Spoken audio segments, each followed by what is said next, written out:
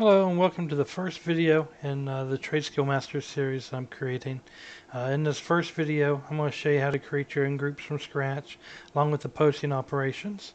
We're also going to take a look at importing groups. There are some other people that have created groups already pre-made for you. You can import those in instead of creating them yourself. And then lastly, we're going to talk about exporting your groups. Maybe the groups that you have created you want to share with your friends or other gold makers. Okay, so let's get started and take a look at creating our own groups. To open up the Trade Skill Master, we want to go to our chat and hit /TSM. That command brings up the main Trade Skill Master 4 interface. We will be working with TSM 4, so if you still have the TSM 3 while watching this video, things are going to be slightly different. Okay, we want to click on Groups. And here's the page where we create our groups.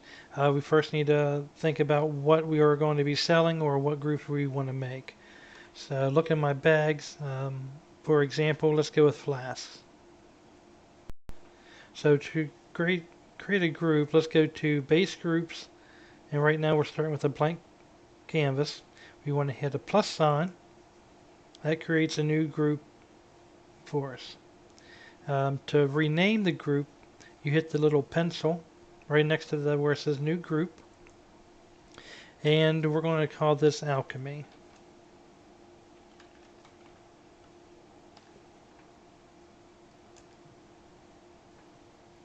Okay, underneath alchemy we still want to organize our stuff a little bit more. So instead of just putting all of our potions and flasks underneath the alchemy, I want to also break them up into different subcategories. So let's hit the plus sign again. This will create another group underneath the alchemy group.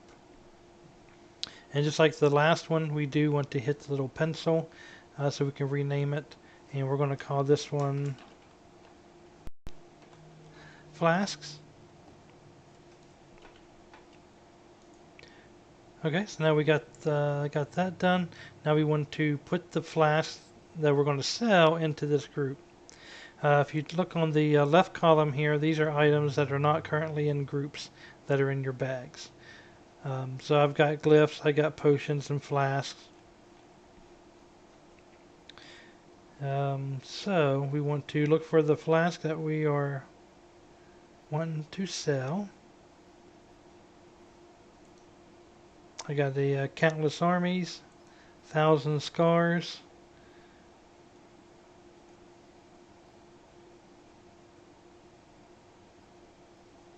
Okay, I do not think I have any others in there. So right here is good enough. So we check mark what we want to move into the group. And at the very bottom of that column, you see the add 2 items. That's going to add these 2 items we selected into this category. So now these 2 items I selected, you see that they are grouped into the category called flasks.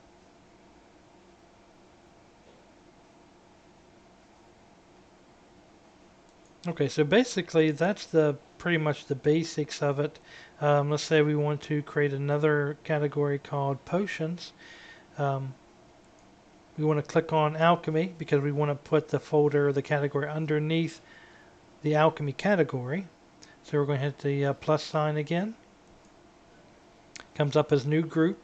We want to rename this group potions. Hit enter. And then we look through our list and see what potions we have. I'll go ahead and add these 3 items. I check mark the items and then I'm going to click add 3 items. It'll add those 3 items that we just selected into this group called potions. If we pop up and hit the other category again, you see those 2 items are still in there. Under potions we got those 3 items. Okay, so that's how you organize and put your items into the different categories. Since we did a category of alchemy, let's say you want to do leatherworking, but you don't want to put that, of course, underneath the alchemy category that I just showed you. So instead of clicking on alchemy and creating a subgroup of alchemy, you want to click on the base group again and hit the plus sign there. That'll create a new group under base group, but not in your alchemy So we're going to hit the little pencil here to rename this. Okay, now that's leatherworking, and we can add a group underneath leatherworking, whatever you want to do there to organize things. These little arrows just kind of shrinks them all down, and where you can expand them to see your different categories underneath. Okay, so that's how you create the categories. Now we do want to create operations so that when we go to the auction house, we sell these items for what we want to sell them for. Okay, to create a operation for a category that you're wanting, let's just go ahead and click on that category. So let's go ahead and click on flasks. And over in the far right, you see where it says group operations. We want to go ahead and click on that section. This will open up the different operations that you can create for this category. We got auctioning, crafting, mailing, shopping, sniper, vendoring, and warehousing. For today, we're going to focus on the auctioning, which sometimes is called posting operations. Whenever you first make a group, your operations is the default. Default is just a basic operation that's set up for items that maybe aren't in a category, or just a way of quickly assigning it an operation so that every category does have an operation. Today we're going to create our own operation. So under the auctioning tab, we're going to override the parent operation. So let's click on that, and that'll allow us to assign an operation that we want for this category. There currently are no other operations besides the default. So let's go ahead and click on the Create New Operation. This will take us to the operation page. As you can see on the left, there's auctioning operations, crafting, mailing, shopping, etc., etc. So right now we're talking about the auctioning. Just like the when we created a category, whenever you create a new auction or a new operation, it assigns it just a plain default name. So this one here says new operation. Let's go ahead and change this to flasks, since that's what we're going to be selling. And this is pretty much a default match stack size. Ignore auctions after a duration. So maybe if there's auctions on that's getting ready to expire within 30 minutes, do you want to ignore those ones, or do you still want to go ahead and undercut the 30 minutes to 2 hours and 2 to 12 hours? Sometimes this is good when maybe if a competitor's auction is getting ready to expire in 30 minutes, you may not want to undercut that even further. So if you ignore this, it won't factor in the price that auction is getting ready to expire, and will post right after that. So that's kind of a good thing. A lot of times I will leave that set to ignore the auctions that are getting ready to expire.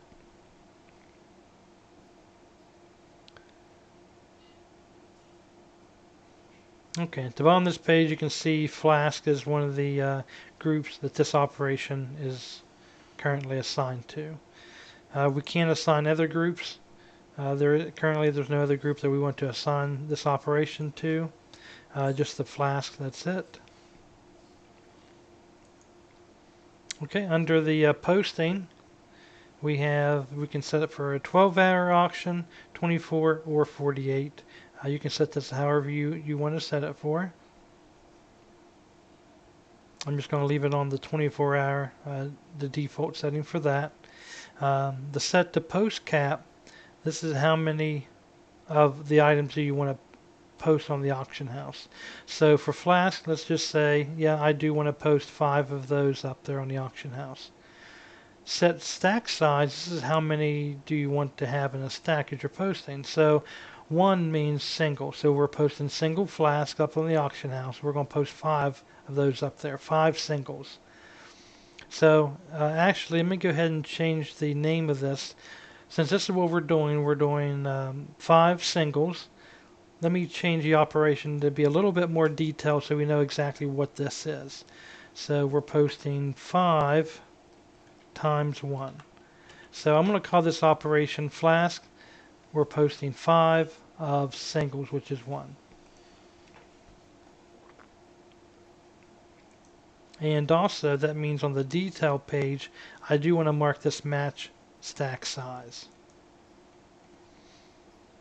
The reason that I want to match the stack size is when we go on to make other operations, we're going to make a couple more operations for this for different stack sizes. And I'll explain more as we get into that future-wise there. But for the stack size, we do want to match that for Flask. At least that's something that I do. Because sometimes there'll be different prices for singles, different prices for stacks of 5, single prices for stacks of 10.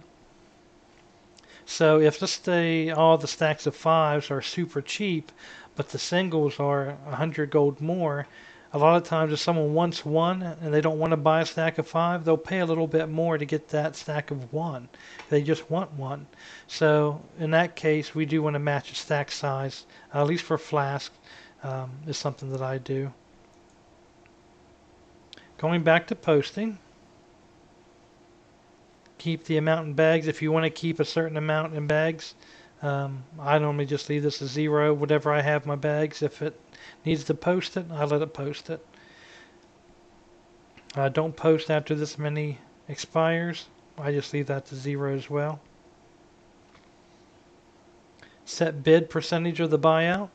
So you have two gold fields or 2 currency fields that you fill out whenever you're setting up an auction. You have a bid price and a buyout price. You can set this 100%, meaning that the bid price is going to be the same as the buyout price, or you can change just a little bit down so that it's a little bit cheaper for a bid than what it is to purchase, buyout. For the Flask, I'm just going to leave that at 100%. But on some items, you may say, well, I want the bid to be 90% and then the buyout price 100%. But for my Flask, I'm just going to leave that at 100% for the example. How much do you want to undercut by? I would suggest just leaving this as 1 copper. But if you do want to change it higher, you can set it for copper.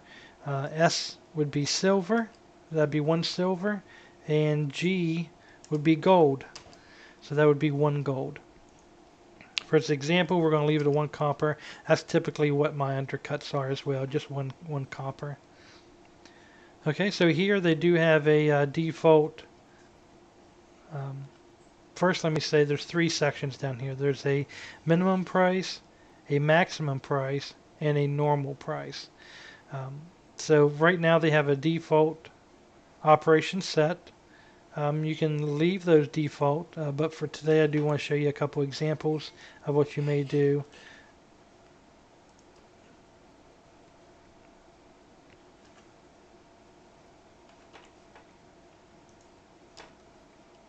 Let me just clear these out real quick.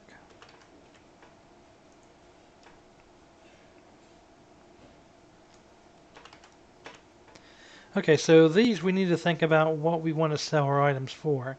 What's the minimum price that we want to list it for?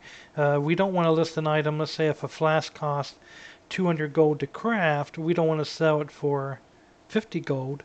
Then we'd be selling it at a loss, and we would not be in business very much longer. So that's why you have a minimum price. Where do you want it to stop at and say, price is too low, I would just rather keep it in my bags than just sell it for that price. The maximum price, that's how high do you want to sell your item for. Sometimes a flask, it would sound crazy to me to sell it for 1,000 gold right now in this part of the expansion. But if that's the maximum price you want to set a flask for, it's up to you. And then normal price, this is what your sales are normally selling for. So for a minimum price, or for any of these categories, there's a few different items that you can put in here. So you can make it real long and a bunch of math. You can make it simple. just how I had here, maybe 150 gold is the lowest that you want to sell your flasks for. Um, Let me actually bring up a website. If you go to the Trade Skill Master website,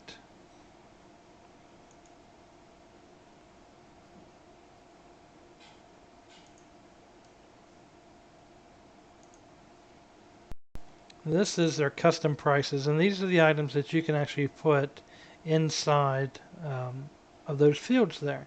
So you can list gold amounts, like 1 gold, here's 50 silver and 20 copper, 1,000 gold, 2 copper. There's also some other things you can put in, like average buy price. This is what you have bought the item for on an average. This is what you average sell would be the average price that you normally sell for. Crafting cost. Maybe you want to put your flask at your minimum. You want to be maybe 100% crafting. So anything under 100% that it costs you to craft, you don't want to sell it for. And there's some others to look through. You can get pretty detailed in what you're doing. Here's some examples. I do want to show you this. 50% of the DB market. Your DB market is what your market price is for your server. And here's an example of crafting. Maybe you want to sell your item for 110% crafting cost. And vendor buy, that would be how much the item sells for at the vendor. Or how much you can buy the item for at the vendor.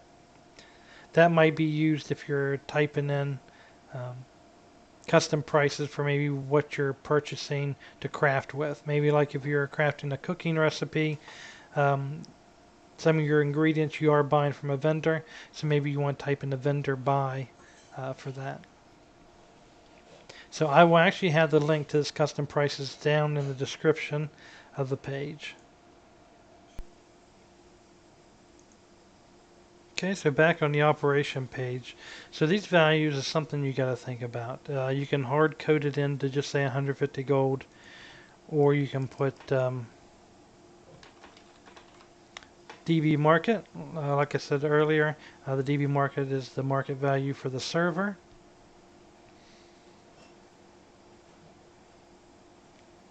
Just for the example though, I'm just going to hard code it into 150 gold.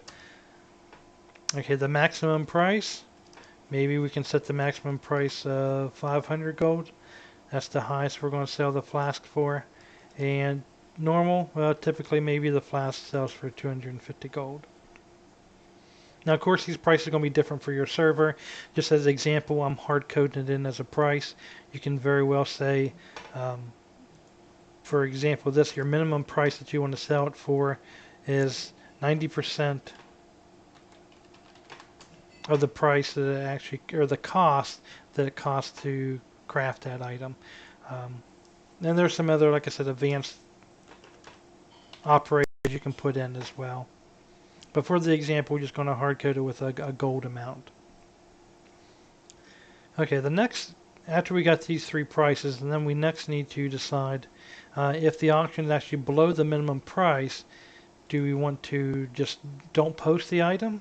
Do we want to post the item at the minimum price, go ahead and post it at max, at normal, or just ignore the auctions that are below the minimum price? So for here, I typically just post at the minimum price. So my minimum price is 150, so even if a flask, let's say it's currently listed for 50 gold, it's going to post mine for 150 because that's my minimum. So 150 gold's the lowest I want to sell it for. There's no reason for me to sell it less and lose profit on the item. So for that reason, I just leave it at my minimum. I'm thinking maybe those super cheap ones that are on there, maybe they'll get bought out quickly, and then I can actually move into buying mine, and then I'm still making the profit. Next thing we want to look at is whenever the item is above your maximum price, how do you want that selected? Do you want that to be posted at the minimum? Do you want to post at your maximum price, at your normal price, or maybe you just don't want the items posted at all? For here, I typically just leave it set as selling at the maximum price. So if the lowest price on the auction house is 600 gold, then mine's going to post at 500. That's the maximum price that I'm going to be selling my item at. So that's pretty much it on making an operation for Flask. A Since we made the operation of making 5 singles, maybe we can sell some different stacks.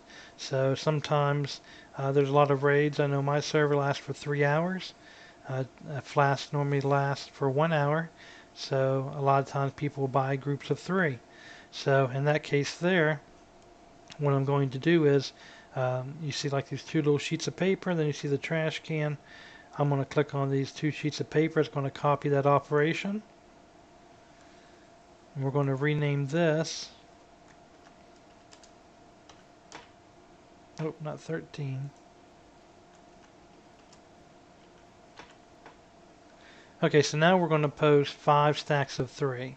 So let me go ahead and change that. This is basically a copy of what we just did with the 5 stacks of 1, except for now I want to select set post stack size to 3.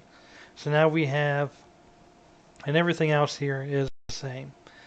Set minimum, maximum, and normal price. So now we have an operation to where we're selling 5 stacks of 1, and then we have a second operation to where we're selling 5 stacks of 3. So if we go back to the group, we'll click on the group that we're working with, click on group operations. As you can see here, we did select the Flask 5 times 1, but what we want to do is we also want to sell that second type, which should be a stacks of 3. So right underneath this, you can see a little drop down box, and you can add another one. So here we're going to select the 5 times 3. So whenever you post these items, it's going to post 5 of 1. It's also going to post 5 of stacks of 3. So it's going to look at both of those. And if you remember when we first made our operation for these, the very first detail on the detail tab match the stack size. So whenever it's posting the 5 stacks of 1, it is going to match the price of the 5 stack or of the singles on the auction house. For this other operation, the stacks of 3, it's going to adjust its price to match the price of other stacks of 3 on the auction house. So, and there's been times like a single stack might be, let's say for easy example, 100 gold. Stacks of 3 might be 150 gold each flask. So that'd be 450 for the stack. And even though it's cheaper to buy 3 singles, I've had people buy the stacks of 3 at a higher price. I can only guess that they don't want to click, 3 separate auctions. They'd rather just buy a stack of 3 and go on. Sometimes they're in a hurry, whatever the case may be, it does happen. So the reason that's the main reason why I click on match the stack size. Okay, so that's how you create a group, and that's how you create the auctioning operation for that. So now if you go to the auction house and you click on post scan, it'll post those flasks up with the operations of what we just selected. You can do the same thing to potions, and then the group and the leatherworking, just go on and fill out the operations. So that's how you fill out the operations and the groups. You create everything yourself from scratch. It can take a little bit of time to do all this by hand, but you can actually put it exactly the way that you want it. The next thing we're going to look at is importing someone else's group. You can do that, but you're also importing all their operations, and what works for them on their server may not work on your server for you. It may, but then again it may not. Different things work for different servers. Maybe flasks really don't sell in stacks of 3 on another server. Maybe the average raid time on another server is 4 hours, so maybe you'd want to sell stacks of 4 instead. There's different things work for different servers. But you can also, there is the option there to import it. So you can import someone else's groups, and then even from there you can modify it. You can change the operations and different things. So let's get in on that, on how to import someone else's group.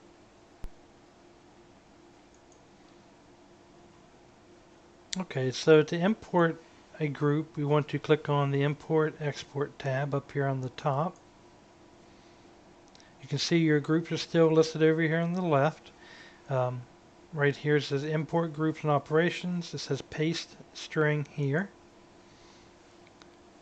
Then you have some other options, Move Already Grouped Items. What that means is, let's say we're going to import someone else's alchemy.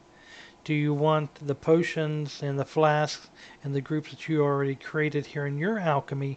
Do you want those items moved into the new group, how the new person has theirs? Or do you want to ignore what you've already done and only import the items that you have not done? Include operations. You can include the person's operations, or you cannot include the person's operations.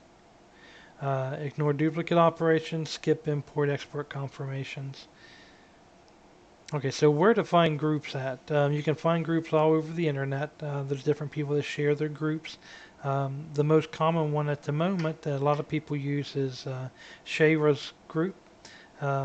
She's done a lot of hard work in creating all these groups, and a lot of people start off with their groups there. They will import her groups and then they'll modify it to work for them on their server. I'm going to put a link to her Pastebin down in the description. Let me go ahead and switch over to show you, because we are going to take something from her current website, or the Pastebin.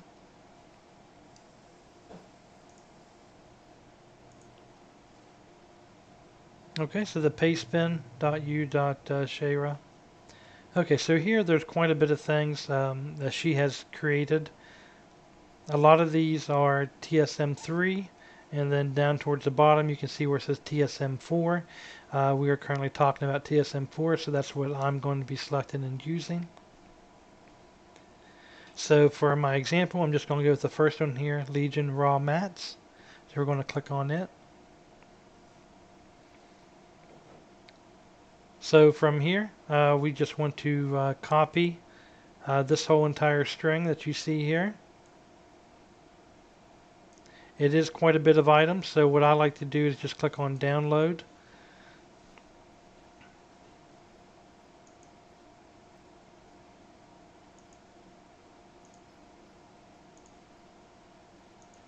And that actually downloads into a notepad file, and then I'll copy